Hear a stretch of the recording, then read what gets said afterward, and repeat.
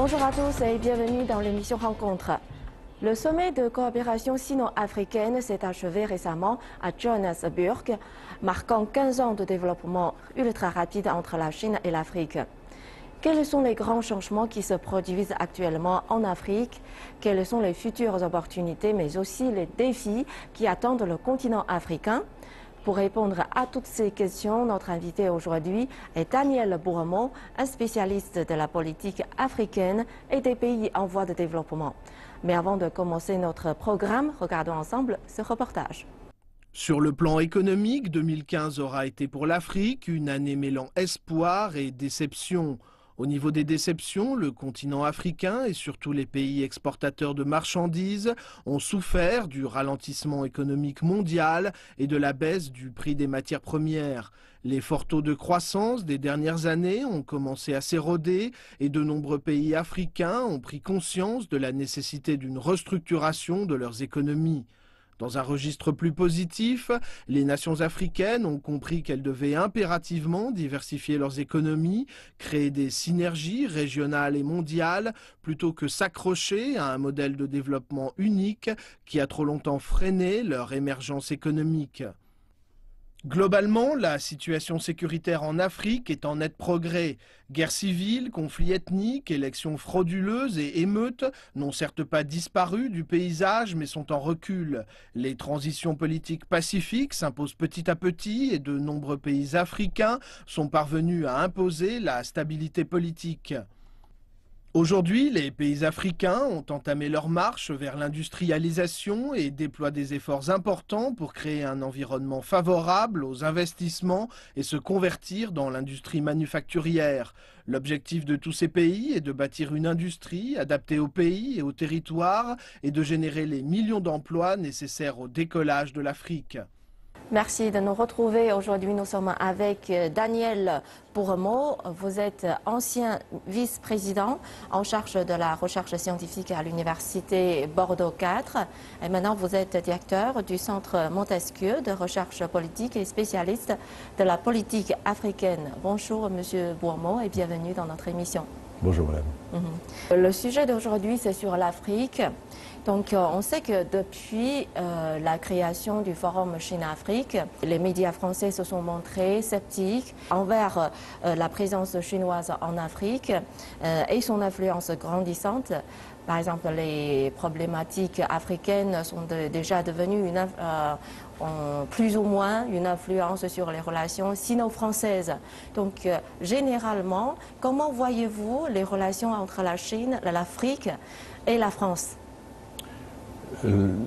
Tout dépend, oui, de quel point de vue on observe cette relation. Vous mentionniez les réserves que pouvait exprimer la presse française. C'est un point de vue qui n'est sans doute pas celui, je pense, politique ou diplomatique, qui n'est pas non plus celui des chefs d'entreprise, qui n'est pas nécessairement celui des universitaires. Il y a tout un discours sur la Chine en Afrique, qu'on voit notamment à travers la presse, qui est un discours un petit peu critique, et qui applique à l'égard de la Chine en Afrique un peu les mêmes catégories d'analyse que celles qu'on a appliquées à l'égard des anciennes puissances coloniales. Au fond, la Chine est en train d'exploiter les richesses de l'Afrique et, comme c'est le cas pour un ouvrage qui vient de paraître, il y a une forme, au fond, de pillage des ressources. Et on voit qu'on a là les mêmes termes que ceux qui ont pu être utilisés à l'égard de la France, du Royaume-Uni ou des puissances coloniales à un moment donné. Je ne suis pas sûr que ce soit le point de vue, par exemple, des chefs d'entreprise, qui ont une approche, je dirais, en termes de concurrents, mais de concurrents qui s'inscrit dans une relation tout à fait normale. Dès lors qu'on est chef d'entreprise, il est normal qu'il y ait des concurrents. Et donc il y a effectivement une présence beaucoup plus marquée de la Chine en Afrique, notamment depuis une quinzaine d'années. Mais ça fait partie des règles normales du jeu de la globalisation économique. L'inquiétude de ce point de vue, elle se manifeste du côté économique et politique, du côté des chefs d'entreprise ou des responsables politiques, en termes de perte de marché de la France et peut-être de perte d'influence.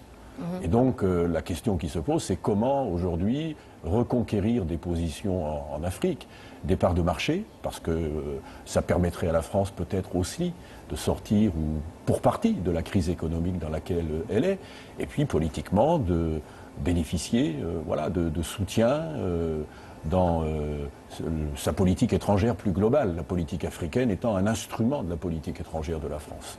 Donc à propos de l'attitude des médias français, il y a déjà 2 ans, il a sorti un documentaire sur la vie des ressortissants chinois en Afrique qui s'appelle Main basse sur l'Afrique. Est-ce que vous avez suivi ce documentaire? Alors, il s'inscrit dans ce que je disais il y a 2 minutes, en réponse à votre question précédente.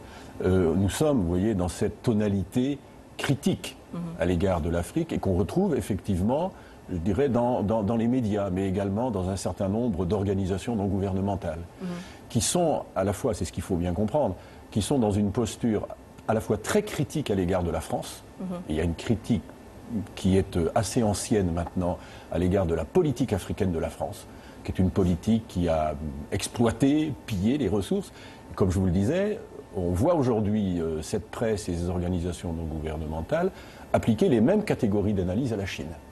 Et vous voyez, main basse sur l'Afrique, pillage, etc. Ce sont des mots que l'on pourrait transposer terme à terme pour la politique africaine de la France ou pour d'autres pays également. Donc, quand on regarde, je dirais, d'un point de vue analytique, cela, la presse est un objet d'observation en tant que tel et que l'on peut également resituer, je dirais, dans ce paysage plus global. Mais la presse est un point de vue, encore une fois, dans un ensemble de points de vue et de regards sur l'Afrique tel que cela peut exister en France. Et d'après ce documentaire, on décrit la relation entre la France et la Chine sur le continent africain. On le décrit comme une guerre. Est-ce que vous partagez ce point de vue? Non.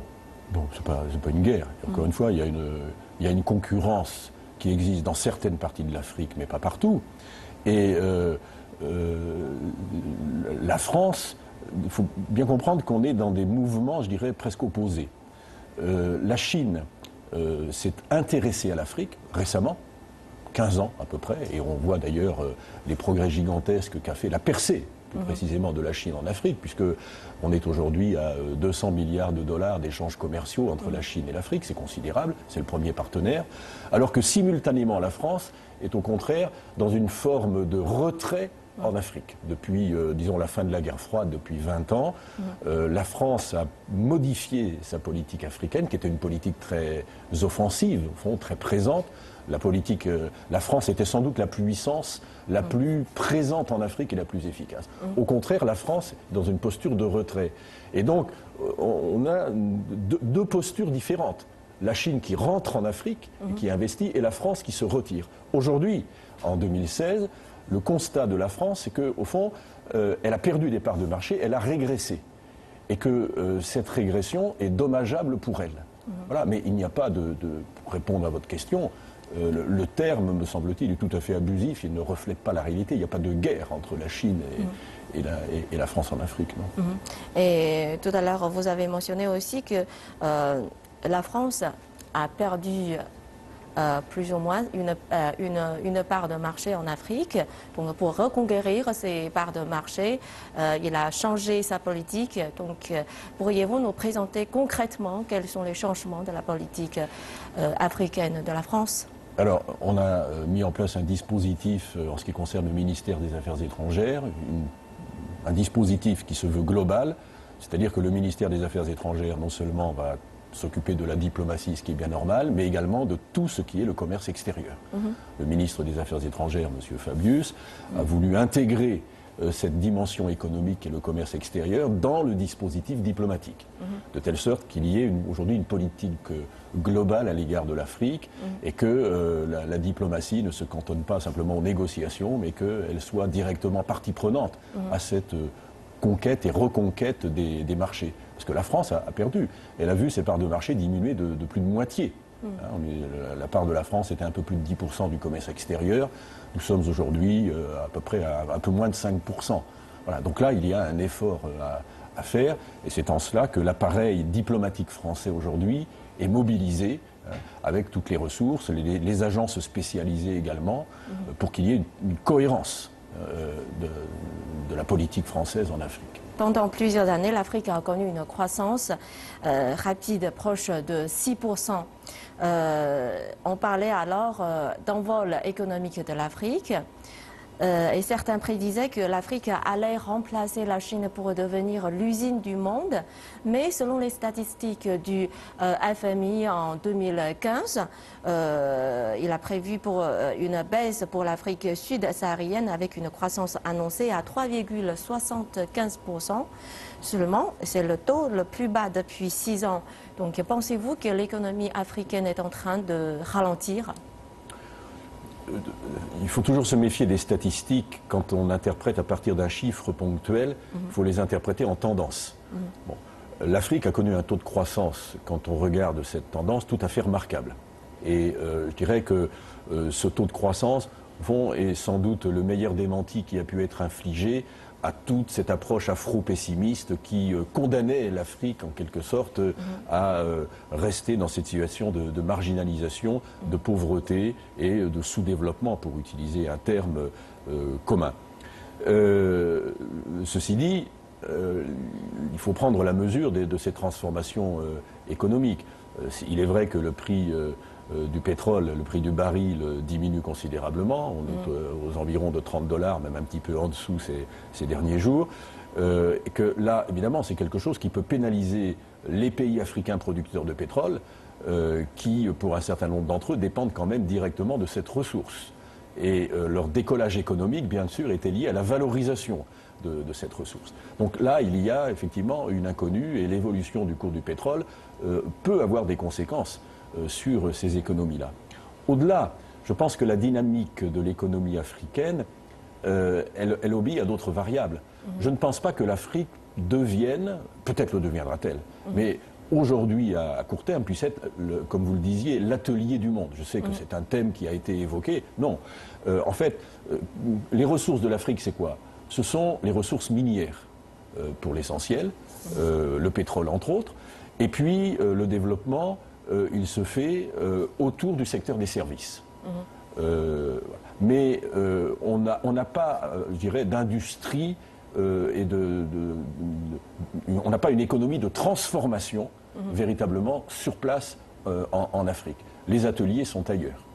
Et pour l'instant, on ne voit pas véritablement se dessiner en Afrique de mouvements massifs de ce point de vue qui ferait de l'Afrique un atelier du monde.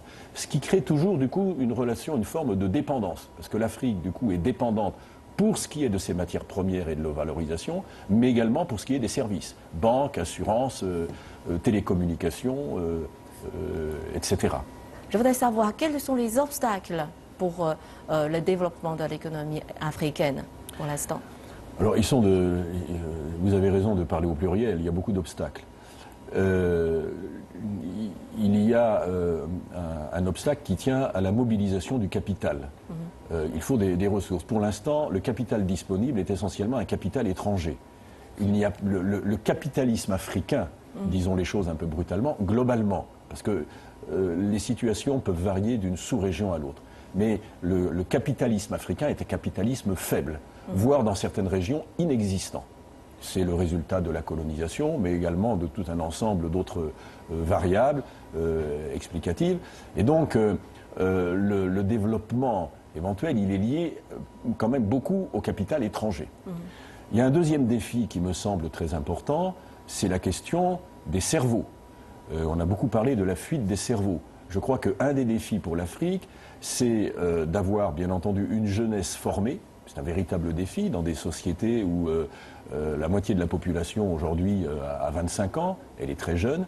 Mais surtout, il est important que ces populations formées, quelquefois bien formées, très bien formées, sont des générations très intelligentes qui ont l'esprit d'initiative, que ces populations-là, cette jeunesse, reste en Afrique ou retourne en Afrique, que l'Afrique ne soit pas privée de sa matière grise.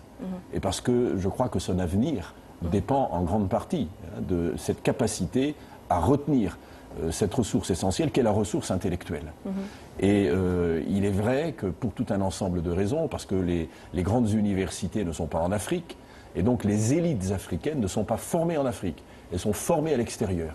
Et qu'à partir de là, il y a un risque de déperdition en direction de l'Europe, en direction de l'Amérique du Nord, mais peut-être à terme en direction de l'Asie, parce que c'est là où on va trouver peut-être des conditions de vie, de rémunération, mais aussi des conditions en termes de sécurité qui sont beaucoup plus acceptables pour ces générations africaines qui ont été formées à l'étranger. Il est évident que pour un cadre malien, nigérien, etc., de toute cette zone sahélienne dont on a parlé, il est assez tentant de faire sa vie ailleurs qu'en Afrique. Et donc vous voyez comment tout se tient. La question de la sécurité renvoie aussi à la capacité de l'Afrique à dynamiser son économie et donc à retenir ses cerveaux sur place. Donc tous ces obstacles se conjuguent, vous voyez, et le défi à peu près inconnu à ce jour, je dirais, pas simplement en Afrique, mais ailleurs, mais que l'Afrique a à surmonter, c'est qu'elle doit simultanément répondre à toutes ces questions. Et que si elle ne peut pas répondre à toutes ces questions, eh bien, au fond, c'est l'ensemble de sa situation qui se trouve fragilisée. Donc vous êtes un expert sur la question des pays émergents. Selon vous, quel rôle a joué la Chine ces dernières années dans le développement et la mutation des pays émergents? Sans doute le rôle clé, parce que l'Afrique a agi comme un révélateur. Dans le sens où chacun voit bien que le monde a changé depuis ce monde qui était bipolaire, dominé par les États-Unis et l'URSS, et qu'aujourd'hui, ce monde dominé par deux superpuissances, comme on disait à l'époque, est un monde aujourd'hui où il y a un grand nombre d'acteurs qui peuvent prétendre à un rôle absolument central dans, je dirais, le fonctionnement de l'ordre mondial, politique, économique. Et les émergents, ce sont ces pays qui, précisément, aujourd'hui, prétendent au statut de puissance. Mais sans doute parmi eux, est-ce la Chine qui s'est affirmée avec le plus de force et de cohérence dans tous les domaines, pour tout un ensemble de raisons que l'on peut tout à fait comprendre et dont la Chine, de ce point de vue, est un révélateur. Je dirais que la Chine est un peu la figure de proue des émergents. Et en ce sens, elle a incontestablement illustré, au fond, le basculement de la hiérarchie des puissances aujourd'hui dans le monde du XXIe siècle. Et en 2013, le gouvernement chinois a prononcé une stratégie qui s'appelle une ceinture, une route. Donc l'objectif, c'est de promouvoir la coopération économique entre la Chine et d'autres pays. Donc ce projet n'est pas seulement eurasien, parce que les initiatives de la ceinture et de la route sont prévues pour s'étendre aussi à l'Afrique. Donc pensez-vous que ça deviendrait un projet prometteur pour le développement de l'Afrique? L'histoire le dira, c'est pas en ces termes-là que je pense, enfin, que l'on peut comprendre ce discours sur cette ceinture à laquelle vous venez de faire référence. Je crois que ce qui est très important dans ce discours-là, c'est que la Chine montre qu'elle a un discours global et que, au fond, elle a une stratégie, elle a un objectif et que cet objectif n'oublie personne. Et donc c'est à la fois l'ensemble de l'Orient, de l'Europe, que l'on veut lier en quelque sorte dans ce dispositif, mais en même temps que l'Afrique n'est pas oubliée. C'est très important parce que de ce point de vue, la Chine, je dirais, joue de façon très habile, très à droite, dans la mesure où l'Afrique a été considérée dans les années 90, juste après la guerre froide, au fond comme un continent marginal, délaissé.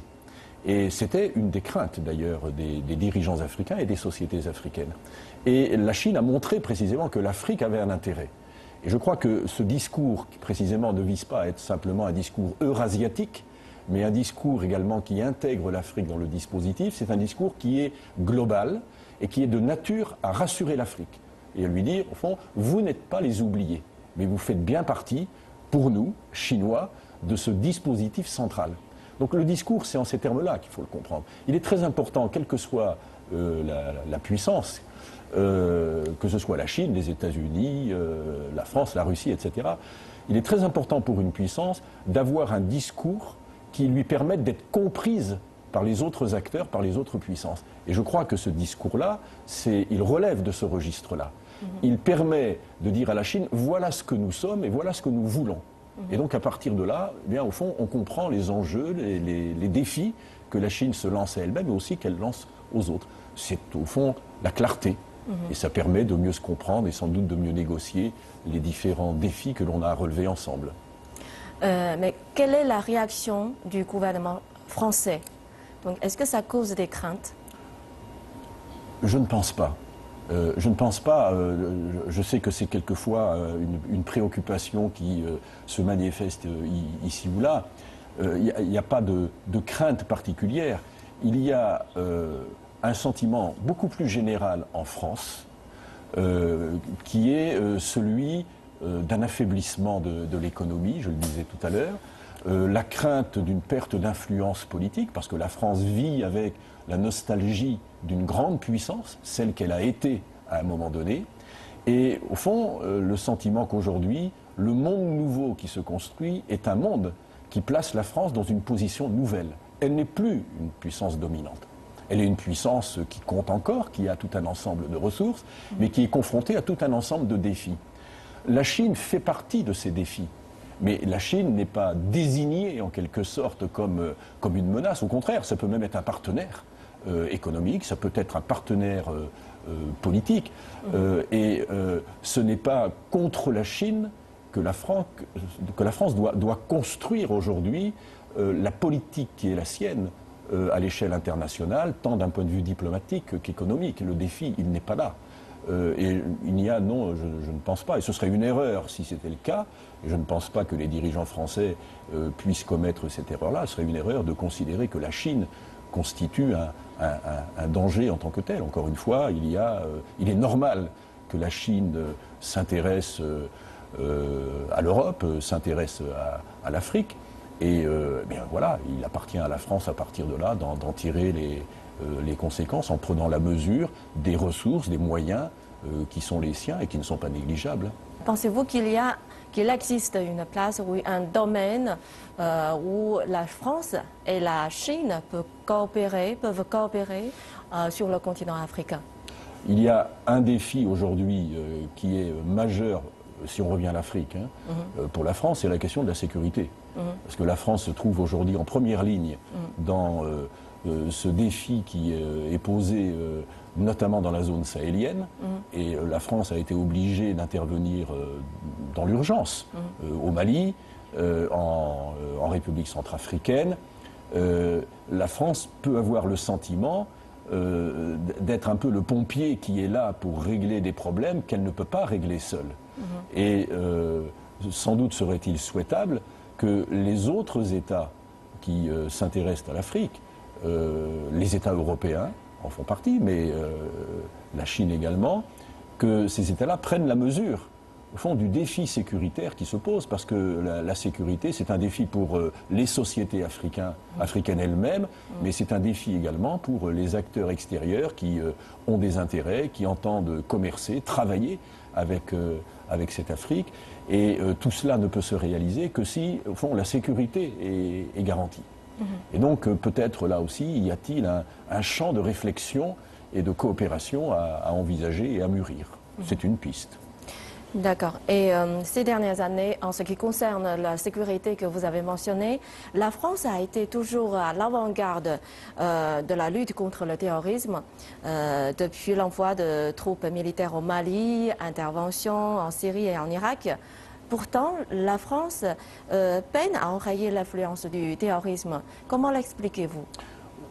Tout simplement parce que, me semble-t-il, le terrorisme renvoie à des explications très profondes et à des défaillances dans les régimes politiques africains, dans les États africains, qui font que ce ne sont pas des problèmes qui peuvent se régler comme ça rapidement et simplement par une intervention militaire.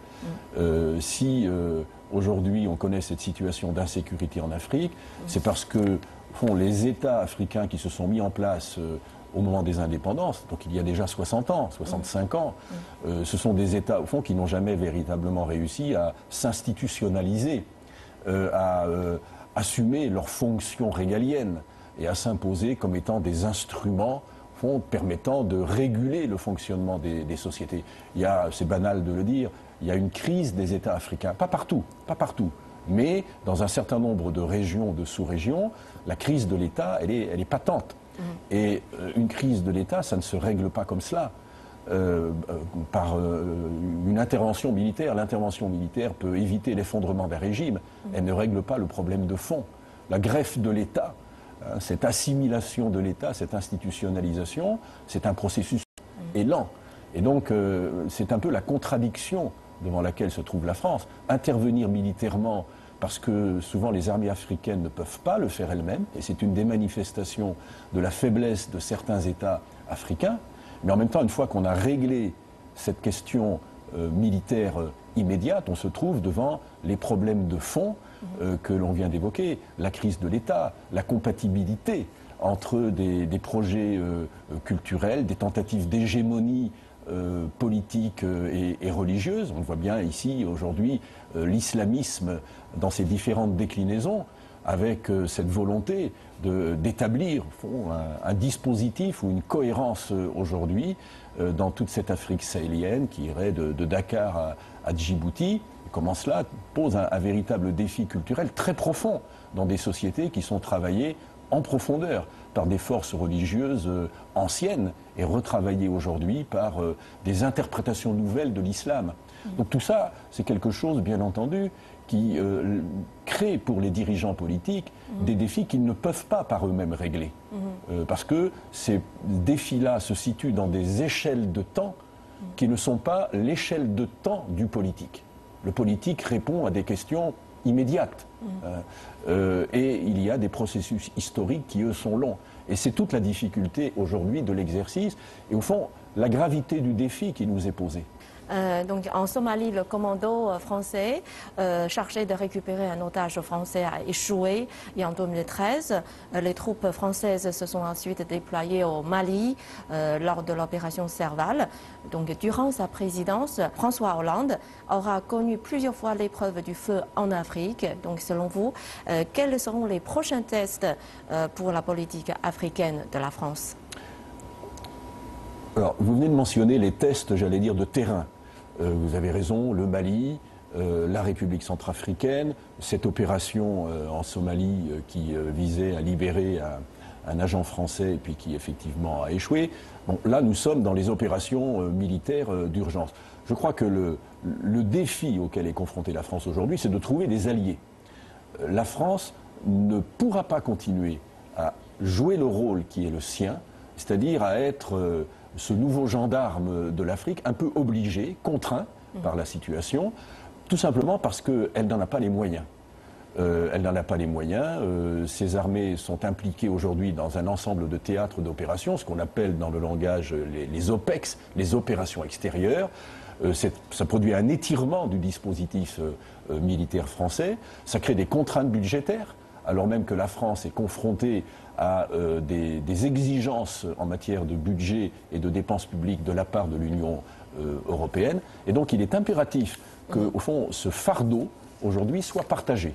Et donc il faut que la France trouve, sans doute du côté européen, un écho beaucoup plus favorable à ces interventions, parce que ces interventions de la France en Afrique, militaires, que l'on vient d'évoquer, se font non pas pour défendre les intérêts français, bien sûr les intérêts français, mais au-delà des intérêts français, ce sont les intérêts européens.